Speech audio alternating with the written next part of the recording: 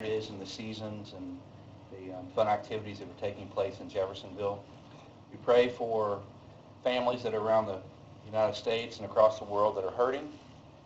Pray that you'd be with the incident that took place in Australia and bless those that are involved with that.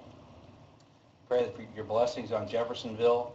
Pray your blessings on the council and the mayor and all the staff that work for the city. In Christ's name we pray. Amen.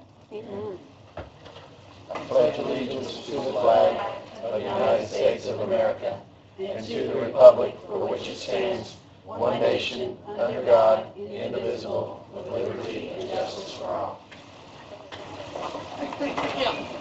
Roll call, please. Councilperson Smith. Present. Councilperson Zastovny. Present. Councilperson Payne. Here. Councilperson Sellers. Here. Council Vice President Gill. Here. Council President Julius. Here. Councilperson Glover. Here. Councilperson Samuel. Here. Let the record reflect 8 council members present, Councilperson Owen absent. Thank you. Minutes to be approved. Make a motion to approve. I'll second. Any other discussion? All those in favor? Aye. All those opposed? Motion carries. All right, approval of the agenda. I have one item that we need to add under unfinished business.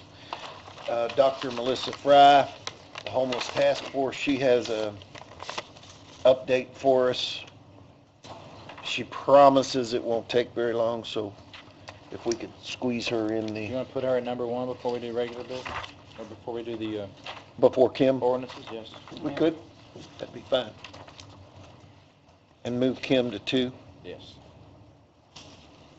If there are no more changes, I'll make a motion to approve. Second. All those in favor? Aye. All those opposed? Okay. Claims. Was there an addition going to be put on there, or was that to pay off the lease on some fire trucks? That's, what's that? Coming up. Okay, you didn't have to add that? It's under claims. It's on a transfer, Mike. Okay, Oh, okay. yeah. I just want to make sure.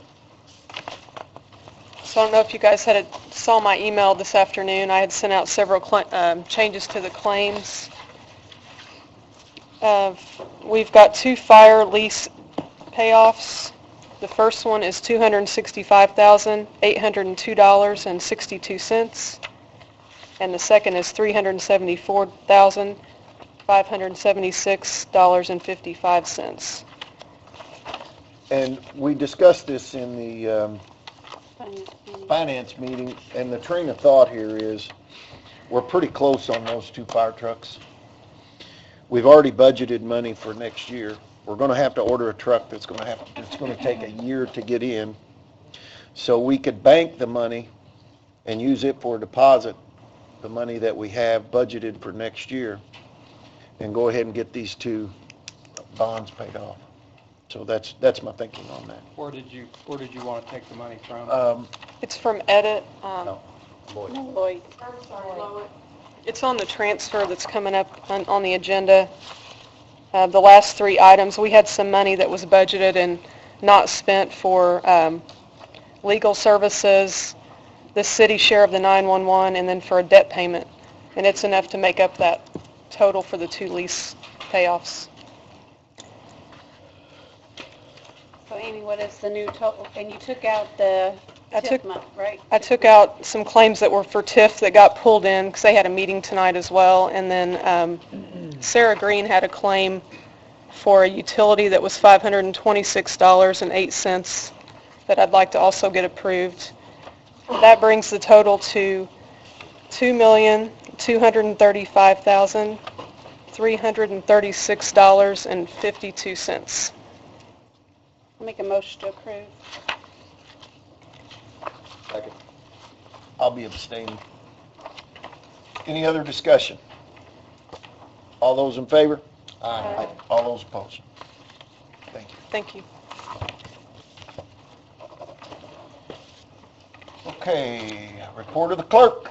None at this time. All right. Unfinished business. We'll go to Dr. Melissa Pry. She's jumping up and down. She wants out of here.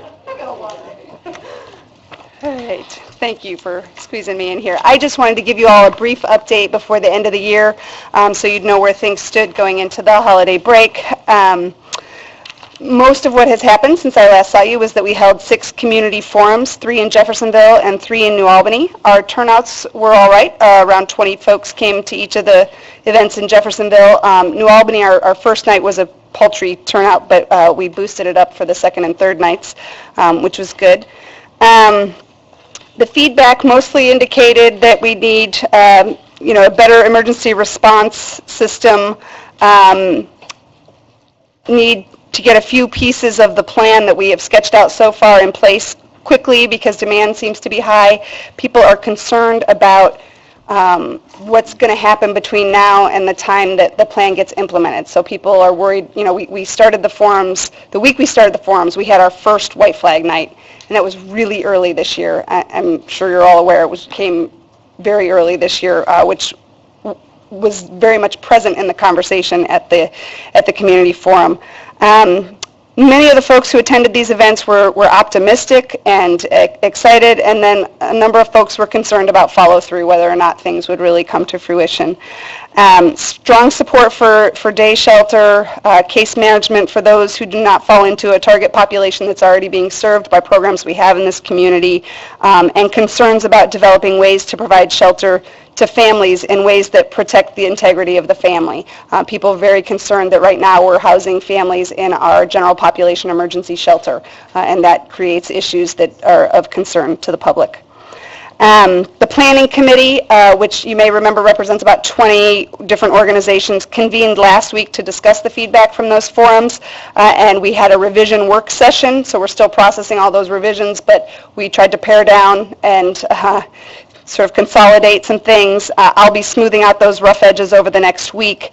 When we return from the holiday, what we're going to do is provide one more opportunity for public comment. We're going to post the different pieces of the plan. I'm going to do little video and podcast presentations that we're going to put on our website and provide opportunity for comment. And then we'll hold one more community forum in each community to discuss the full plan. So all of you will obviously have access to the full plan at that time. We definitely want feedback from all of you. We also provided an update in the last couple of weeks to the New Albany City Council and are trying to get conversations moving forward with them as well. The dates for this final comment period won't be decided till the beginning of January because we just have to, I'm just not sure how long it's going to take us to get all of those up and ready. We will check with all of the above, the New Albany, Jeffersonville, Clarksville, and Charlestown public agencies to avoid scheduling conflicts for these last forums, because I know we tripped around a little bit. We had some issues in New Albany as well, and so we will work really hard to at least make sure that we don't overlap with events of the city councils or county commissions or whatever else might be of concern in terms of public forums. Once that session, the public comment session is over, during that same sort of period of time, January and early February, we're going to be convening sort of subgroups of providers who we've identified as being likely responsible for implementation of different pieces of the plan. We're having them review the plan with an eye toward feasibility and costs and figuring out funding possibilities. Some of those we've already begun to discuss. We're looking at different options for both public and private funding for different pieces of the plan. A lot of it's just coordination of things we already have in place. So we will be looking at that with providers in January and early February, and we'll still target a March release. One thing I do want to mention is the community forums brought out good representation of public officials. Some of your own showed up to join us. We also had some city council folks in New Albany show up. Senator Donnelly's office, Todd Young's office, and Ed Clear all made appearances at these events as well, so we felt good about that turnout and support. Do you have any questions? Yes, Lisa? In that forum that I was able to attend, there was a lot of questions about the white flag. I guess it continued because of that first night, and there was a lot of discussion about going ahead and I know it's premature of what we're doing here, but to reach out to some of the churches and all that stuff, because if we go into a winter like we did last year, was there any more discussion on that?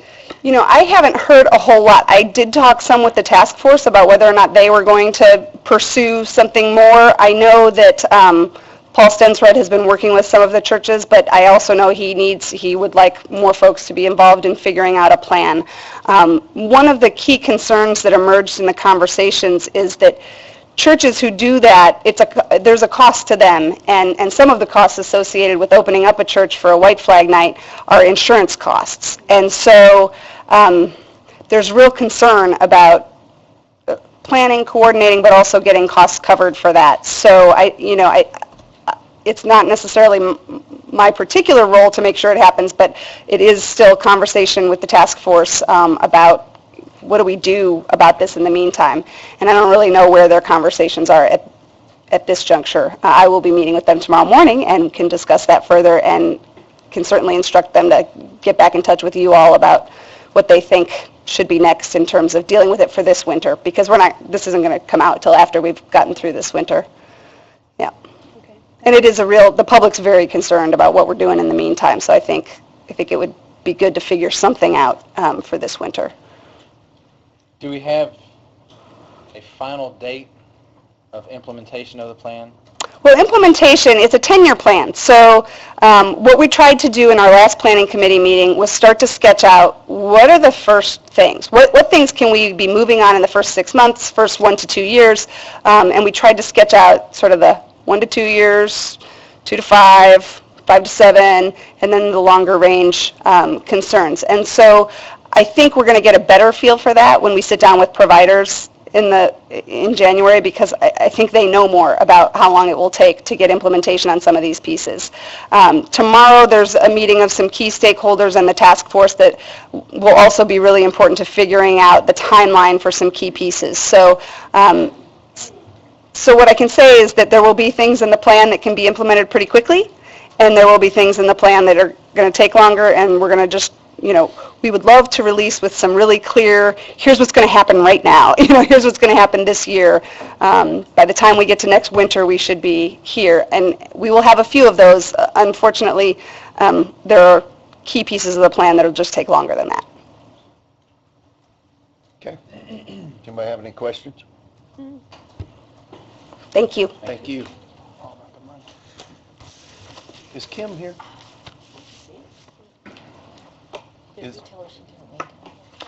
Yeah, it's just for the third reading, right? There was no changes, so I make a motion to approve 2014 OR 60 on third and final reading. Second. We could change that decimal to a comma. Great. Oh, City just Court did Judge. that last time. Yeah. Are we confirming, we know there's no changes? Right. There's no, okay. Following me? Connie? Any other discussion? All those in favor? Aye. All those opposed? Okay. Amy Deering, 2014 OR 61, an ordinance transferring certain funds within the same funds, or the same department, I'm sorry. This ordinance was approved on the first reading. However, a lot of requests came through. The first 3 items were approved initially, and all the other items are new since the last meeting. So I guess we need to amend to approve the additional items. The last 3 are how we're going to pay for the fire lease payoffs. Make a motion to approve 2014 OR 61 on the third and final reading. Second. Okay. Judge Pierce has put on here to talk, so during Well, I this. just want to make sure that what we discussed earlier was on there. It's already approved. Thank you. Okay. Is that all you had, Judge? Okay. There was nothing else concerning me on the whole agenda tonight. Well, that's the only thing it looked like I was love hearing that. concerning you on that, so, okay. Any other discussion? All those in favor? Aye. All those opposed? Thank you. All right, new business, Kent Lanham, Greenway 2040 overview.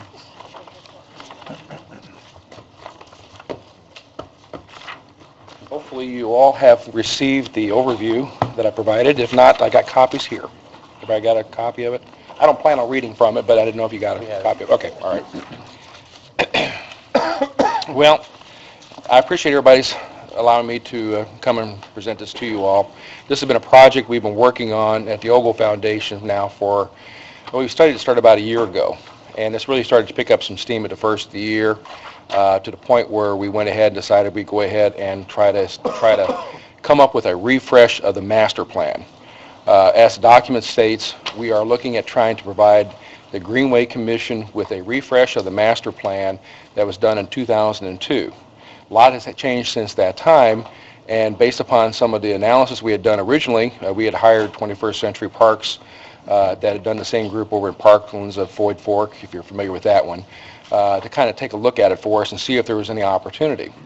Time that with also what's called the Regional Cities Initiative, which we had some conversations with Secretary Smith at the Department of Commerce, as well as Eric Doden at Indiana Economic Development Corporation.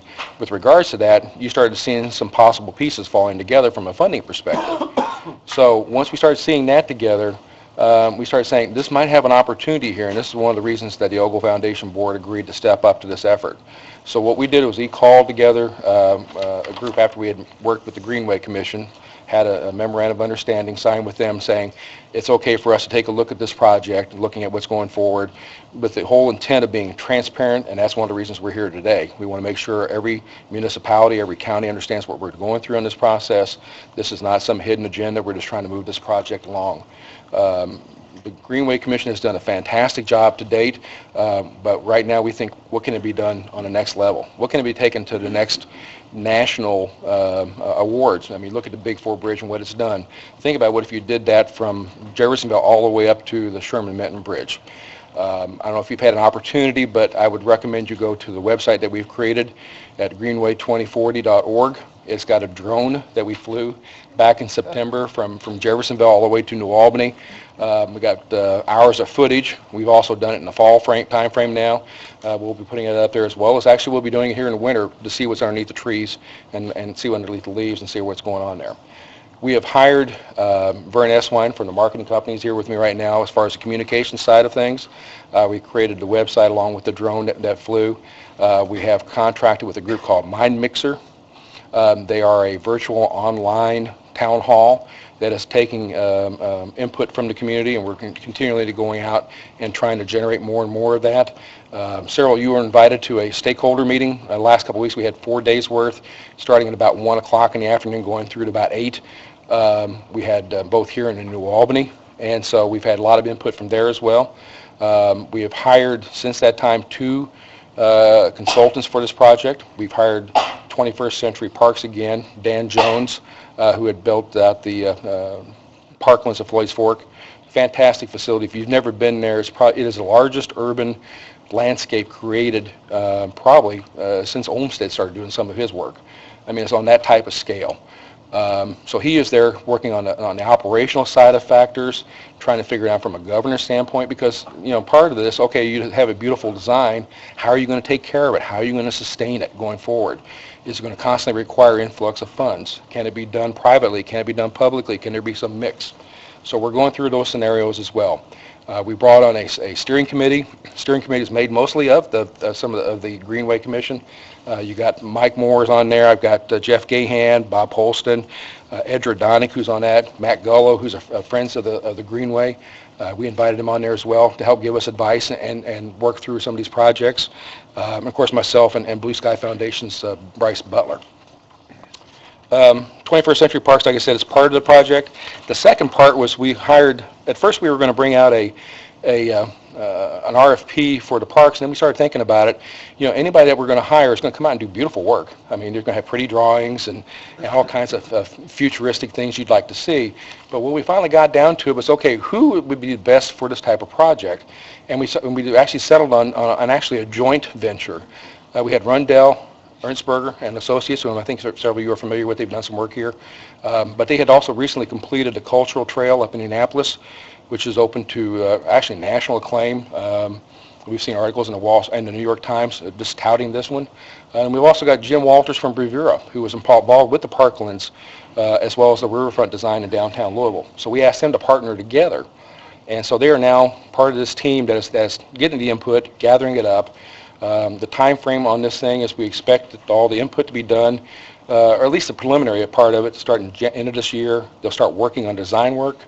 At that point, we would expect some preliminaries, and again, we don't know where we're at yet on that project, but probably February timeframe, we would have some preliminary drafts, which we'll be able to share with folks like you all to kind of show you where it's kind of heading in that direction, get feedback on it as well.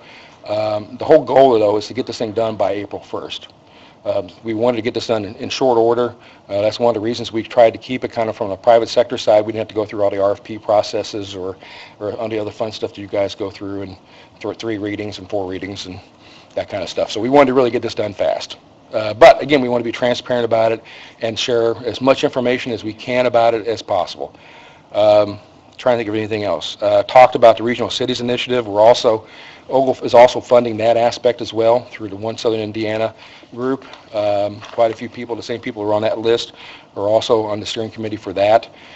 If you're not familiar with that, I'm not really prepared to be the spokesperson for that effort, but I do know that it's moving forward. It's going to be going through the legislature. Much like yourself, it's going to be like watching sausage getting made, so we're not sure what it's going to turn out to look like at the end of the fact, but we expect that to hopefully be a positive sign. I do know from conversations with the folks in Indianapolis, I feel that very confident that they'd love to see us as one of those finalists in the cities to be able to get that. And if you're talking up to $1 billion over a 10-year period for quality of life initiatives, plus making sure they're sustainable from a funding perspective, I can't believe that would not be a winner. So with that, I pretty much want to open up to questions. I want to make sure everybody's heard about this thing, understands it, or if not, has opportunity to have questions, or if you'd like to meet out, one-on-one after the fact, I'd be happy to do that and brief you on it. But bottom line is we feel this is one of those projects that could be very transformative, not only from Jeffersonville's perspective, but also all along the river. Because as we were studying it, if you take a look at all 3 cities and combine just their incorporated populations, you got the 4th largest city in the state with the 3 municipalities here. And if we can work towards that goal of that's what attracted us as much as the riverfront, was how can we make this thing happen across all 3 municipalities? That was almost as fun as the design itself. So with that, any questions, or if I bored you to death, please forgive me. I've got a quick one. Although the Yes, sir. Regional Cities Initiative would be a huge shot in the arm for this project, what's been the foundation's success rate with receiving endowments to move this project forward? I'm actually funded as far as the end result that they're expecting on it, or are you talking about just the study that we're doing right now? The overall result of the project. Oh, Lord knows. Who knows? Right now, they're anticipating, and this is purely, again, speculative, and again, I'm not an official spokesperson for it, but I am funding the study for it, so I do know a little bit. The goal, or at least the thought is, the state would put in $200 million towards the project, and again, if you're familiar with it, I'm going to say it's between 3, 6, 8 cities they're talking about selecting as regional cities, and then from that perspective, each one would get, and again, hadn't been approved, up to $1 billion over a 10-year period, and it's going to be a matching type of deal. $200 million for each of those would come from the state, is the way I understand it to be. $200 million, I don't know where they're going to get it, but from local, city, county, whatever. And again, I figured you guys would go like, ooh, yeah. What's your bonding limit right now, huh? Private sector philanthropy, they're talking about $100 million. And then there's also, they whatever reason, the State Bankers Association has stepped up and said about half $500 million. Now, I'm not quite sure. Again, I'm not sure where. Again, this is going to be interesting to see how this all shakes out. I don't know how they're going to get it done. This is kind of the private-public partnership version of what Louisville's trying to do with their LIFT tax or loss tax, whichever acronym you want to use. But that is very similar to what they're trying to do with this. It's based off of a study from Michael Hicks out of Ball State, and the whole concept of the regional city, and kind of like you build that up, and it's going to ripple out from around even to the region side of it. So as far as it ever being done, I don't know if it's ever been done. So I'm not going to look a gift horse in the mouth, though, and see if we can figure out a way to compete for it. But the problem is we will be competing, and we have to have a very good plan. I think the state likes this region. I think they see the growth potential with everything that's going on here from my conversations. And I think the Greenway in and of itself is a true regional project. I mean, that's one thing that cuts across all municipalities. I mean, it's one thing different to have built a building over in New Albany or a convention center in Clarksville or something along those lines, or whatever it might be in Jeffersonville. But this is one thing that could truly, span all three municipalities, and it could tie that whole project together with a nice bow on it. So I can't quite answer your question because I don't know where it's going to come from. Just like with the Greenway, you're going to have to find some mechanism for funding, particularly on the private side. I will tell you from experience, at least from our perspective, we want to make sure when we give funds for a project, for example, we want to make sure it's going to be there forever. So if we're going to give money for a project that's going to improve, let's say, the riverfront project of some sort, we want to make sure there's some deed restrictions in there so that the next administration can come in and tear it down and put a restaurant there. That's using that as an example, but those are the kind of things that you got to think about, and that's why we're having 21st Century on the backside help us with that one too. So I'll just comment that Greenway's an awesome project. We all know that, but I appreciate the Ogle Foundation for coming in and helping moving and making it even more professional with bringing in the other folks to help enhance what they're doing, because I know they need that support, and it's very, very good. Yeah, well, and I will tell you that we've reached out to educators, we've reached out to those who love trees. We love people who like bicycles. We've reached out to the folks that we've actually found out during one of our reconnoiters, I guess you would call it. The U.S. kayak team was here in town in August I think they were practicing the rapids there. We have actually class 3 and 4 rapids, which I don't know, that doesn't mean anything to me, but it sounds like something I'd really get hurt at if I participated. But they were actually here practicing on that. And so we started thinking, okay, what if you made a design around that area where you can actually sit and watch these crazy fools, when the water is up like that, going through those things. I mean, that'd be interesting to watch. And we've talked about other kind of interesting type of projects. I'm not going to get into those. I don't want to spoil the surprise on some of those, but we're still gathering it. But I think it's going to be a pretty cool project. And I really don't use this word, I don't want to use it too much, but it is transformative. It really will be. This whole project by the time everything's said and done. That's one of the reasons we got involved. Because otherwise, normally we don't do these kind of things. But we saw an opportunity here. So if anybody else has any questions, please feel free to contact me or my office. Be happy to go with you if you want one-on-one, some what's going on with it. I'd be happy to show more. That's it. All right. Thanks, Ken. Thank you. Larry Wallace, an ordinance amending 2000 OR 68. We just need to add to include installation of generators on the commercial electrical permit and the residential permits. We've always charged for it, but we've always charged them under alterations. So we're getting a little bit of feedback from people going online and can't find it online that says anything about a generator. So I think this will take care of that problem, just by adding the word generators. Or you're not changing the prices or? Not changing anything, no. It's Just adding the word generators, yes. We had a couple electricians call us and say, I can't find it online, what's the price? Larry had a question. Uh-huh. For example, under the plumbing, page 1, plumbing fee, permit fees, the water heater replacement, does your office go out and inspect those? We do, Okay. yes. Uh-huh. So is that an inspection type fee? Yes, uh-huh. Okay. Mhm. It is. And then I maybe misunderstood. I was under the impression this was increasing our fees. This is not increasing No. our fees. No, it's Just clarifying. clarified, yes, uh-huh. Because usually they have to pull the meter, so that's one inspection, and then we have to go out and inspect the generator and the hookup. Vicki, is this ordinance number 62? 63.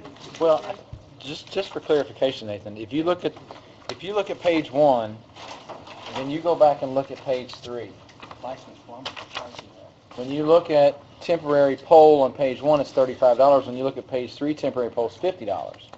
and then below that's $85, where we added the including installation of generators is 85, and on the front page is 70. Which one is? Well, the 70 is residential, the 85 is commercial. Okay, okay, thank you very much, okay. Yes.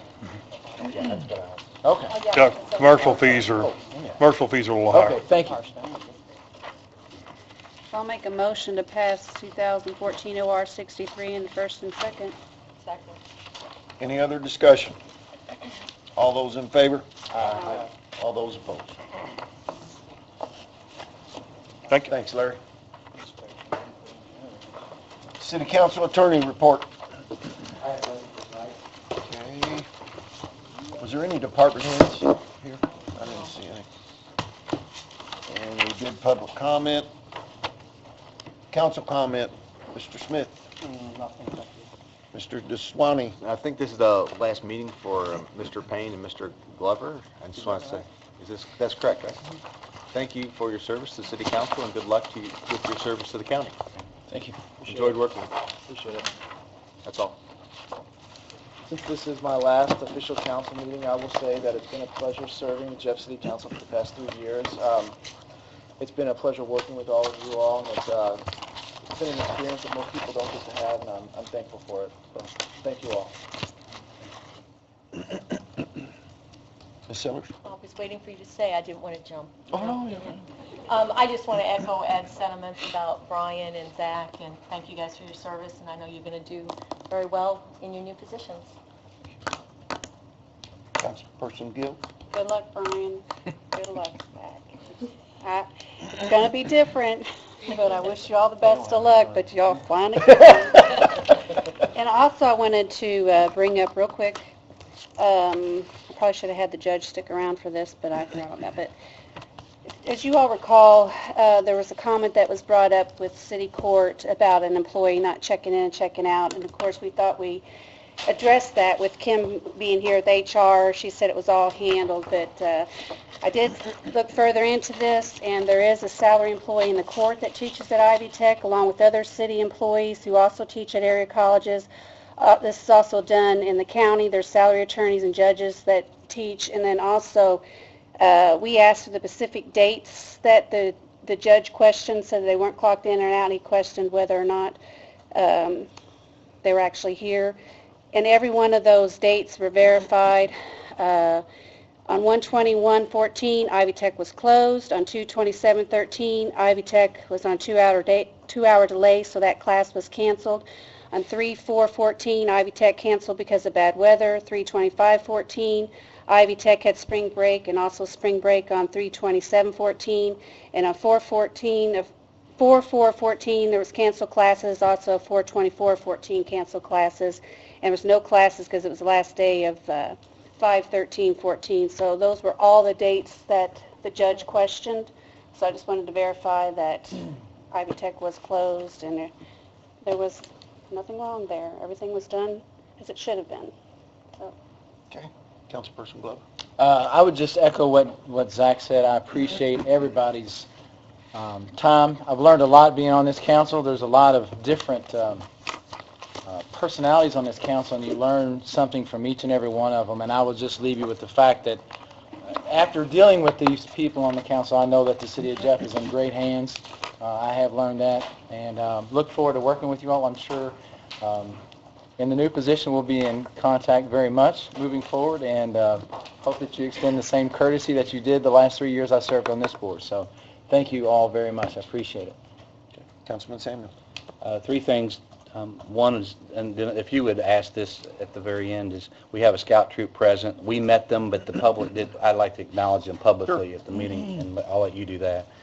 Second thing, the Greenway was mentioned earlier. Just a quick update, because there was some concern or that has brought up about signage on kind of the control over that, how that jives with our public art commission and all. That's Scott Lewis has sent back some information to the Greenway, and their board is digesting that, and they have to vote on that. And so it's in the works, and I think the term that we use is the ball's in their court. So, and Shauna and I have been in communication, so I think we're good with that. And the third thing, I just kind of an announcement. As many of you are aware that our public art administrator, earlier in the year, we canceled the contract because they really weren't producing like we had expected. And I'm happy to announce that for 2015, starting in January, that Dawn Spiker, who actually she was a commission member, was the former art teacher for Jeff High, and now she's at River Valley, an outstanding artsy person, if I can say that. She has agreed to a contract with us, and that'll start January of 15. And I think we need to buckle our seatbelts because we're going to have some more positive art popping up and happening in 2015. So I just wanted to announce that and make you aware of that. We will have to replace her on the commission, and I don't have a recommendation. As a council, we need to approve somebody in January, but I'll make my suggestions to you guys ahead of time on the whole commission. But I just want to make you aware of that. And I appreciate working with Zach and Brian as well. It's been good, and good luck to you. Can I say one quick thing? I know council comments, but as a clerk, I'd like to wish both Brian and Zach, it's been a pleasure working with you all. I think you all have done an excellent job for the city, and I appreciate your support on certain issues and the support for the rest of the council, and I also appreciate your friendship. And so I just wanted to let you all know that as a clerk, and I'm speaking for my staff, we really appreciate you all. Good deal. Thanks, Vicki. A couple things that I have. Last week or 2 weeks ago, we approved the $30,000 for the Tourism Bureau, and I called Kelly, and I'm going to get on the agenda in the January meeting for UEZ and for redevelopment, and just try and get the $10,000 from each one of them to be a partner in that. So that being said, we have Scout Troop, is it one? From Wall Street Church. Would you guys like to come up and introduce yourselves to the public, or? I'll take this back to you, but these are their names.